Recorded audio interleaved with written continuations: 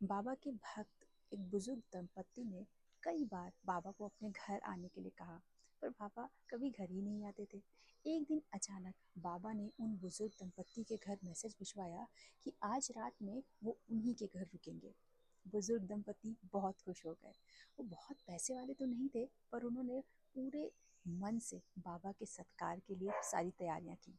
बाबा उनके घर आते हैं, खाना खाते हैं, रुकते हैं और उन्होंने बाबा को एक कमरा दे दिया रात में विश्राम करने के लिए। बाबा अपना कंबल ओढ़ करके लेट जाते हैं और बुजुर्ग दंपत्ति भी वहीं रूम के बाहर लेट जाते हैं। रात में उन्हें बाबा के कमरे से कुछ चिल्लाने की आवाजें आती हैं, जैसे कि कोई किसी को मारता है तो उस समय कोई कराहता है। बुजुर्ग दंपत्ति रात भर सुनते रहे और सोचते रहे कि ऐसा क्यों हो रहा है, लेकिन फिर भी वो सो जाते हैं। और अगले दिन जब वो उठते हैं तो बाबा कहते हैं कि आखिर तुम लोग क्यों परेशान हो। तो बुजुर्ग दंपत्ति कहते हैं कि हमारा बेटा बहुत दिनों से घर नहीं आया है, हम उसे देखना चाहते हैं, हम चाहते हैं कि वो घर आ जाए। बाबा कहते हैं ठीक है, तुम्हारा बेटा घर और अपने कंबल को वहीं मोड़ कर रख देते हैं और उन बुजुर्ग दंपत्ति से कहते हैं कि ये कंबल ले जाना और नदी में प्रवाह कर देना, लेकिन इसे खोलकर देखना नहीं। बुजुर्ग दंपत्ति बाबा के सच्चे भक्त थे। उन्होंने उस कंबल को खोलकर नहीं देखा, उस कंबल को नदी में प्रवाह करने के लिए जाते हैं।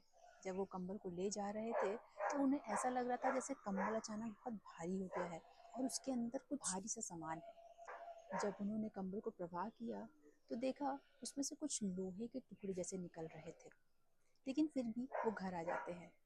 ठीक 1 महीने के बाद उनका बेटा घर आता है, क्योंकि बाबा ने उनसे कहा था 1 महीने बाद तुम्हारा बेटा घर आ जाएगा। ठीक 1 महीने बाद उनका बेटा घर आ जाता है और वो बताता है कि किस तरह से वो मौत के मुंह से निकल कर आया है। वो बताता है कि आज से 1 महीने पहले रात में अचानक दुश्मन देश ने गोलीबारी कर दी थी। चारों तरफ गोलियां ही गोलियां चल रही थी और न जाने वे कैसे उस बुजुर्ग दंपत्ति को ये समझ आया कि बाबा के कमरे से जो आवाज़ें आ रही थी वो और कुछ नहीं थी, बल्कि बाबा उनके बेटे के ऊपर चलने वाली हर गोली का सामना खुद कर रहे थे। एक ऐसा चमत्कार जिसके बारे में बहुत सारे लोग जानते हैं, लेकिन फिर भी आपको अपने चैनल के माध्यम से मैं ये बात बताना चाहती हूँ। अगर आपको वीडियो पसंद आया हो तो please like, share and subscribe listen कहानी।